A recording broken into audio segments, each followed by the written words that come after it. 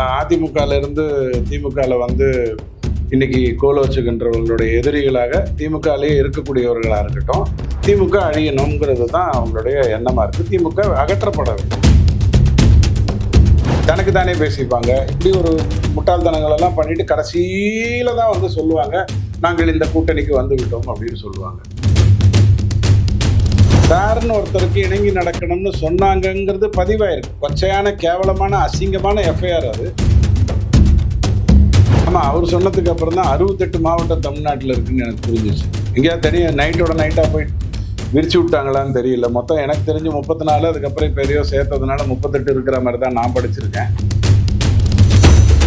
சீதை வந்து ராமனை விட தைரியமான ராவணனிடம் போயிருப்பார் அப்படிங்கிற மாதிரி ஒரு கருத்தை படத்தில் வச்சார். அவங்க அப்பா அம்மாலாம் நல்லவங்க, அதை இவங்க கேட்டிருந்தாங்கன்னா வீட்டில் சோத்தை போட்டிருக்க மாட்டாங்க. அந்த மாதிரி ஒரு சிந்தனை. இப்படி ஒரு படத்தை எடுத்துட்டு வந்துட்டு அதை வந்து எனக்கு தெரிஞ்சு மலையாளத்தில் ரொம்ப நல்ல படங்கள்லாம் வரும், பட் கேவலமான படங்களையும் வரும். அந்த மாதிரி ஒரு பொறுக்கித்தனமான ஒரு படத்தை எடுத்துட்டு அதற்கு இத்தனை விளம்பரம்.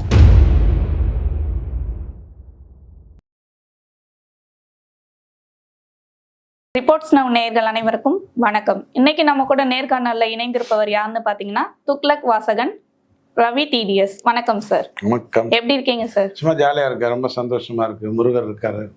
ஓகே சார், இன்னைக்கு நம்ம தமிழ்நாட்டுல பரபரப்பா போயிட்டு இருக்க சில பல டாபிக்ஸ் பத்தி தான் இன்னைக்கு பேச போறோம். பேசலாமா சார்? வாங்க வீடியோக்குள்ள போலாம். இன்னைக்கு பாஜக சேர்ப்பு அப்படின்றது வந்து ட்ரெண்டிங்ல இருக்கு. இந்த பாஜகவோட அதுல பங்கு என்னவா இருக்கும்னு நினைக்கிறீங்க சார்?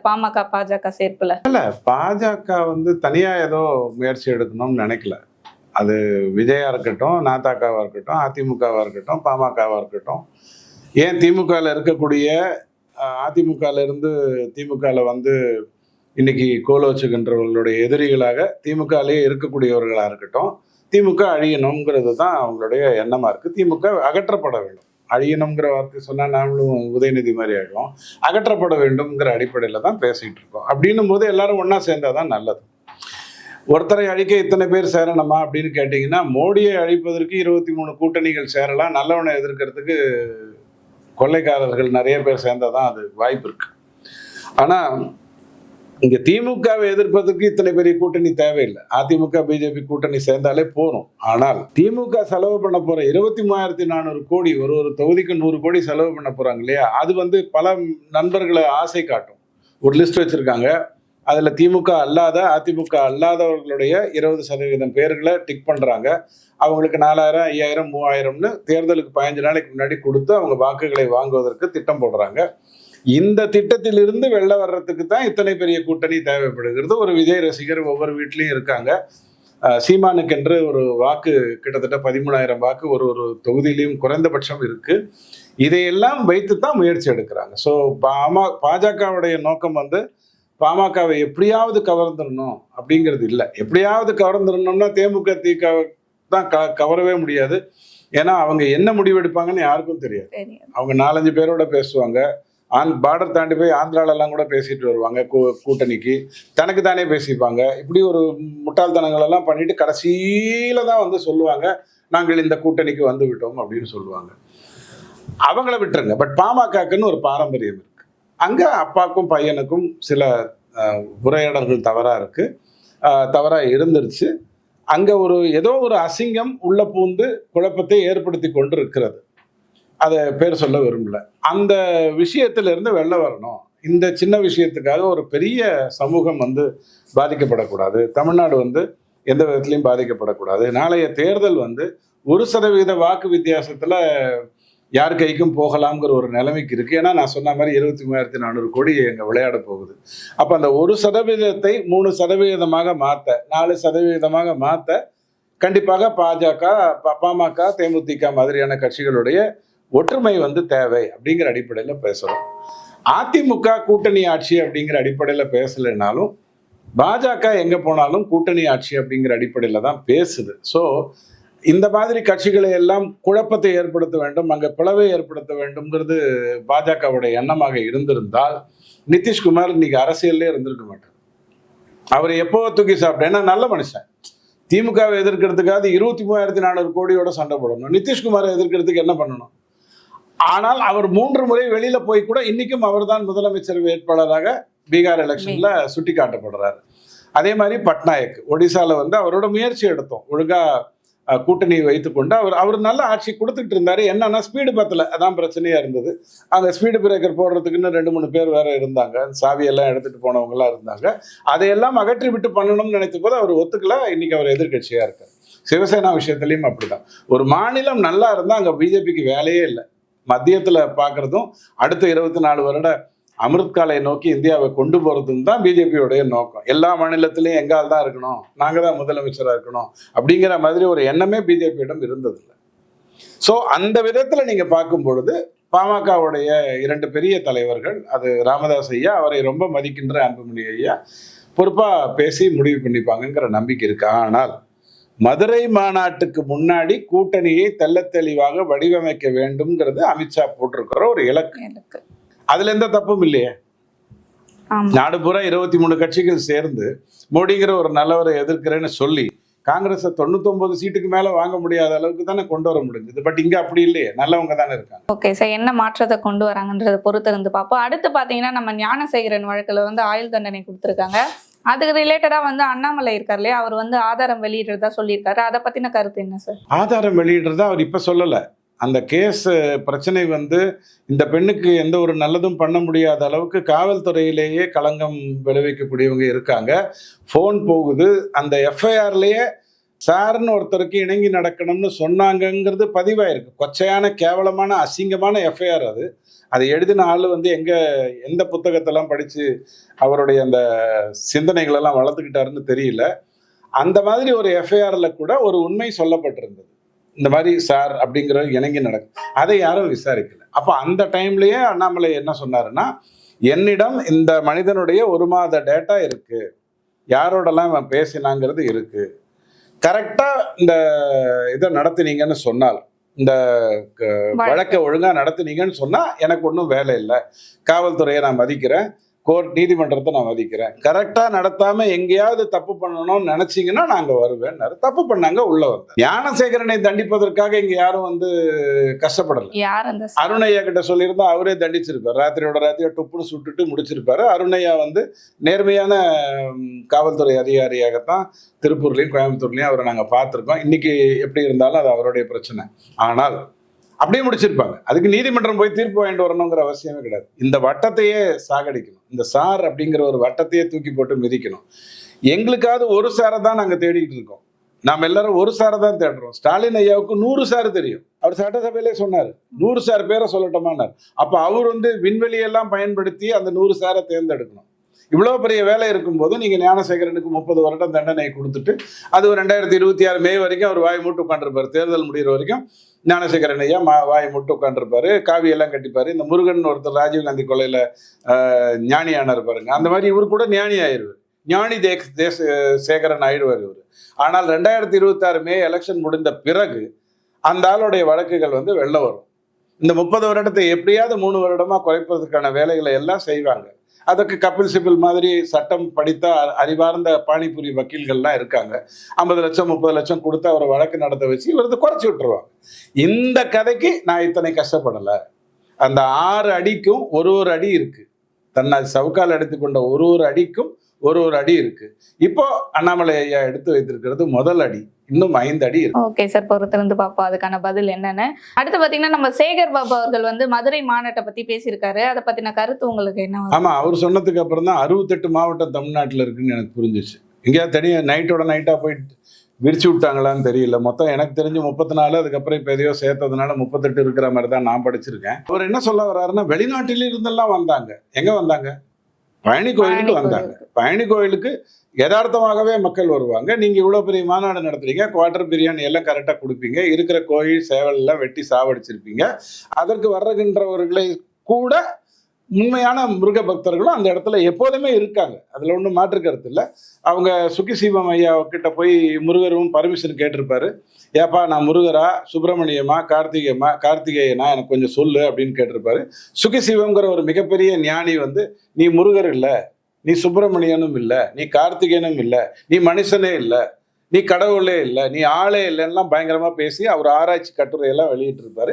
இப்படி கேவலமா ஒரு மாநாட்டை நடத்திட்டு இன்னைக்கு இந்து முன்னணி நடத்துக்கிறேன்னு சொல்ற ஒரு மாநாட்டை இவர் கொச்சப்படுத்துறாருன்னு சொன்னா, எனக்கு தெரிந்த தமிழ்நாட்டில் நடந்த எத்தனையோ மாநாடுகள்ல கருணாநிதி ஐயாவை பாராட்டி கொள்ளக்கூடிய மாநாடுகள் தான் நான் நிறைய பார்த்துருக்கேன். இந்த பழனி விஷயம் வேற வழி இல்லாம நீங்க வந்து பக்தர்கள் காலில் விழுறதுக்காக நீங்க நடத்தினது. அதை யாராவது இன்னைக்கு ஞாபகம் வச்சிருக்காங்களா?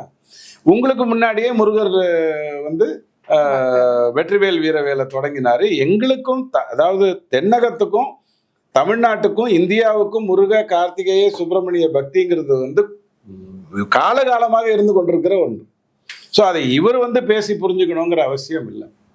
அடுத்து பாத்தீங்கன்னா நம்ம மனோஜ் தங்கராஜ் இருக்கார் இல்லையா, ஆர்சிபில வந்து இப்ப 10 பேருக்கு மேல உயிரிழந்தாங்க அந்த கூட்ட நெரிசல்ல சிக்கி.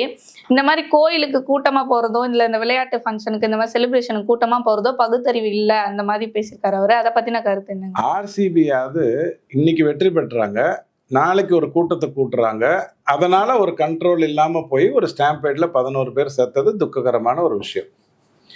இது தங்கராஜுக்கு தெரியுமான்னு தெரியல, சென்னையில மெரினால ஒரு ஏர் ஷோ நடக்குது. மெரினால நடக்குது, அவ்வளோ பெரிய கடல் பகுதியில நடக்குது, திட்டமிட்டு நடக்கிறது. திட்டமிட்டு நடக்கிற இடத்துல உயிரிழப்பு எதனால வந்ததுன்னா ஸ்டாம்பேடால மட்டும் இல்ல. ஸ்டாம்பேடு ஒரு காரணம் தான், தண்ணி கிடைக்காதனால வரல. தண்ணி குடிச்சிருந்தா அந்த 10 உயிர் காப்பாற்றப்பட்டிருக்கும். இதெல்லாம் மனோஜ் தங்கராஜுக்கு தெரியறதுக்கு வாய்ப்பு இல்லை. அவருக்கு ஞாபகப்படுத்தணும், ஏற்கனவே இப்படித்தான் முட்டாள்தனமா பேசி உங்க அமைச்சரவை போய் திருப்பி ஏதோ வேற வழி இல்லாம கன்னியாகுமரியில நீங்க ஒரே ஒரு எம்எல்ஏ, கன்னியாகுமரியில் ஏற்கனவே அதிமுகவும் பிஜேபியும் தூள் கிளப்பிட்டு இருக்குது அப்படிங்கிறதுக்காக போனா போகுதுன்னு இப்ப ஸ்டாலின் ஐயா கடந்த 4 வருஷத்துல அமைச்சரவை மாத்தினது எங்கேயாவது ஒரு இடத்துல இவருக்கு பதிலாக இவர் இருந்தா நல்லா இருக்கும், தமிழ்நாடு உயரும், அவருக்கு பதிலாக இவர் வந்தா தமிழ்நாடு இன்னும் பெருசாகும் அப்படிங்கிறதுக்காக மாத்தினாங்களா? கிடையவே கிடையாது. அந்த ஆள் மேல வழக்கு இருக்கு அதனால தூக்கி போடு, அதுக்கு பதிலாக இங்கே கொடு. இந்த ஆள் வளருனா பேசுனா கேவலமா இருந்தது அதனால தூக்கி போடு, அதுக்கு பதிலாக இவங்கிட்ட கொடு. இப்படி தன்னை இவங்களுக்குள்ளேயே குப்பைகளை அகற்றுகின்ற விதத்துல தான் இந்த அமைச்சரவை மாற்றமே நடந்தது. இன்னைக்கு அவர் அமைச்சராக இருக்காரு, நல்லா இருக்கட்டும். ஸோ எதை பற்றி பேசணுங்கிறதுக்கு ஒரு அளவு இருக்கு.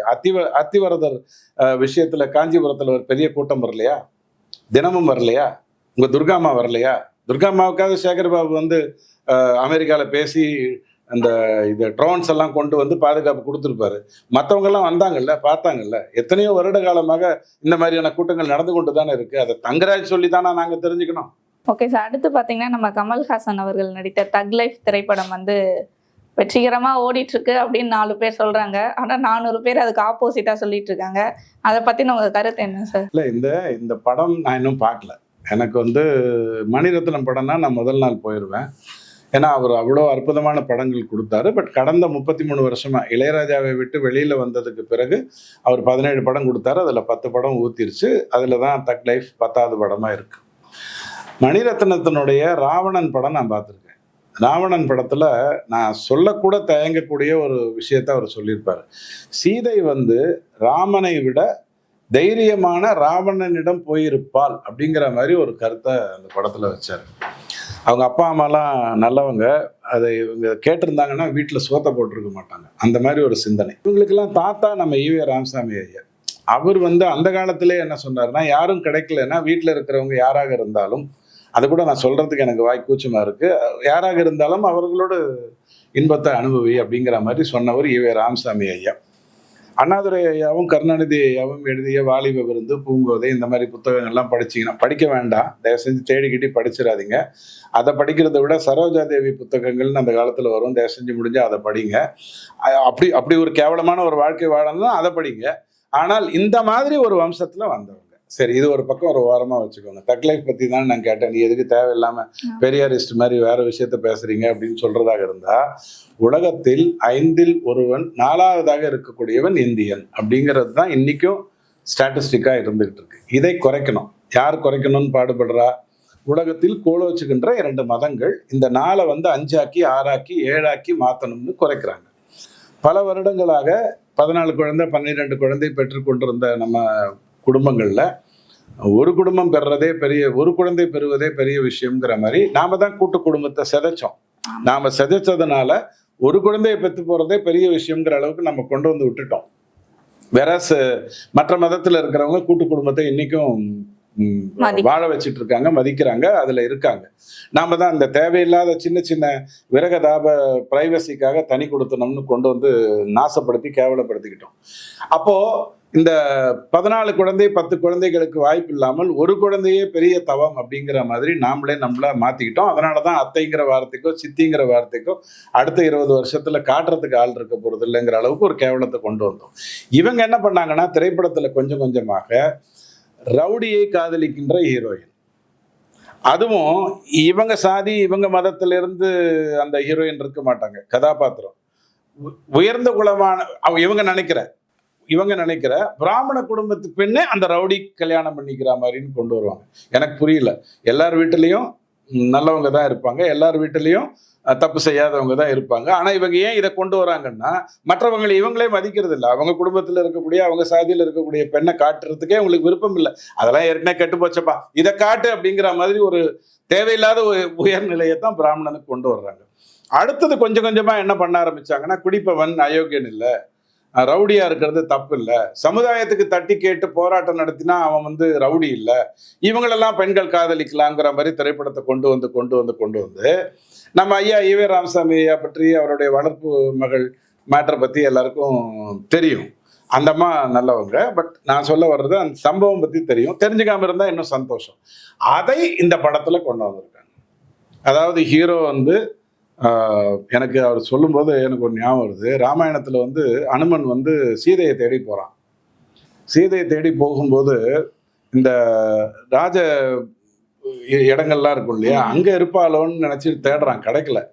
அப்புறம் தான் அந்த அனுமனுக்கு தலையில அடிச்சுக்கிறான். ஐயோ, என் சீதை பதிவிரத, அவ எப்படி இந்த மாதிரி களியாட்டங்கள் இருக்கிற இடத்துல இருப்பா, அவ எங்கேயோ ஒரு மரத்துல ஓரமா உட்காந்துருப்பான்னு சொல்லி தேடும்போது தான் சீதையை பார்த்தான், கண்டேன் சீதையை சொன்னான். ஆனால் நம்ம ஆளு கமலஹாசன் ஐயா ரொம்ப பெரிய யோகி இல்லையா, அவர் தன்னுடைய மகளையே போய் விபச்சார ஏரியால தான் போய் தேடுறாரு. ஏன்னா பாவம் எங்க கிடைப்பாங்களோ அங்கதான் தேடுறாராமா. அங்க கிடைச்சிருக்காங்களாமா. அதுல வந்து இவருடைய பையன் பொண்ணை இல்லையாமா, வர்றாங்களாமா. இந்த கிழவனும் அந்த குமரியும் கல்யாணம் பண்ணிக்கிறாங்களாமா, அல்லது விரகதாபத்தில் இருக்கிறாங்க. இப்படி ஒரு படத்தை எடுத்துட்டு வந்துட்டு அதை வந்து எனக்கு தெரிஞ்சு மலையாளத்தில் ரொம்ப நல்ல படங்கள்லாம் வரும், பட் கேவலமான படங்களையும் வரும். அந்த மாதிரி ஒரு பொறுக்கித்தனமான ஒரு படத்தை எடுத்துட்டு அதற்கு இத்தனை விளம்பரம், அவரை ராஜ்யசபாக்கு வேற நீங்க அனுப்புறீங்க. அவர் எதையெல்லாம் போய் நாளைக்கு நியாயப்படுத்த போறாருன்னு எனக்கு தெரியல. ஆனா ஆண்டவன் கிட்ட ஒரே ஒரு வேண்டுகோள், ராஜ்யசபால கமல் தமிழ்ல பேசிட்டாருன்னா எனக்கு வேலை முடிஞ்சிருச்சு. ஏன்னா அவர் தமிழ் பேசினா மொழிபெயர்க்கிறது கஷ்டம். மற்ற மொழியில பேசினாருன்னா மொழிபெயர்த்தலாம். சசி தரூர் இங்கிலீஷ்ல பேசினாருன்னா மொழிபெயர்க்கிறது கஷ்டம். கமலஹாசன் தமிழ்ல பேசினா மொழிபெயர்க்கிறது கஷ்டம். அப்படியே இந்த கர்மம் 6 வருஷத்துல முடிஞ்சு போயிடும் எனக்கு தெரிஞ்சு. இந்த மாதிரி ஒரு கேவலமான ஒரு படத்தை எடுத்துட்டு வந்துட்டு அதை பார்க்க வேண்டும்னு நினைக்கிறது கூட மிக மோசமான ஒரு விஷயம். இதுல எனக்கு இந்த எஸ்டிஆருக்குன்னு சில ரசிகர்கள் இருக்காங்கன்னு சொல்லும்போது எனக்கு ரொம்ப சந்தோஷமா இருக்கு. அதாவது 20 வருடத்துக்கு முன்னாடி ஒரே ஒரு படம் அவருக்கு ஹிட் ஆச்சு, மன்மதன் ஒரு படம். அதுக்கப்புறம் 20 வருடமா அவரது எந்த படமும் ஹிட் ஆகல. ஆனா அவர் பேரை சொன்னா கைத்தட்டுறதுக்குன்னு ஒரு 300 பேரையோ 3000 பேரையோ ரெடி பண்ணி வச்சிருக்காரு எல்லா இடத்துலையும். அவங்களுக்கு டெய்லி ஒரு 3 வேளை சோறு 300 ரூபாய் பணம் கொடுத்தா இந்த மாதிரி கரெக்டா வந்து கை தட்டிட்டு போயிடுவாங்க. இப்படி ஒரு டிராமாவை ரெடி பண்ணிட்டு இவங்க எல்லாரும் ஒரு திரைப்படத்துக்குள்ள வந்து அதுல இவர் நல்லா பண்ணியிருக்காரு அவர் நல்லா பண்ணியிருக்காருன்னு சொல்லும்போது ரொம்ப கேவலமா இருக்கு. மணிரத்னத்தை பொறுத்த வரைக்கும் அவருடைய திரைப்படங்கள் எல்லாமே 91 இளையராஜாவோட பணிபுரிந்த வரைக்கும் அவருடைய படங்கள் எல்லாமே தரமா இருந்தது. இளையராஜாவை விட்டுட்டு ரஹ்மான் கிட்ட வந்ததுக்கு அப்புறம் 17 படங்கள் இழக்கியிருக்காரு. அதுல கிட்டத்தட்ட 5 படங்கள் ஓரளவுக்கு பேசப்பட்டு சிலது சூப்பர் ஹிட் ஆகி ஓடிச்சு. மீதி 10 படங்கள் கேவலமா தான் ஓடி இருக்கு. அவர் இனியாவது திரும்பி பழையபடி அந்த பகல் நிலவு கொடுக்குற, பல்லவி அனுபல்லவி கொடுக்குற, மௌனராகம் கொடுக்குற, இதயத்தை திருடாதை கொடுக்குற ஒரு நல்ல இயக்குனரா திரும்ப வரணும். ஏன்னா அவர் உண்மையிலேயே ஒரு நல்ல குடும்பத்தில இருந்து வந்தவர் தான். அவராவது இதுல இருந்து தப்பிச்சு வெளில வரணும்னு கேட்டுப்பேன். ஓகே சார், இனி வர கதைக்களமானது எப்படி இருக்குன்றதை பொறுத்திருந்து பார்ப்போம் சார். எங்க கேள்வி அனைத்துக்குமே நீங்க பொறுமையா பதில் சொன்னதுக்கு எல்லாத்துக்கும் நன்றி சார்.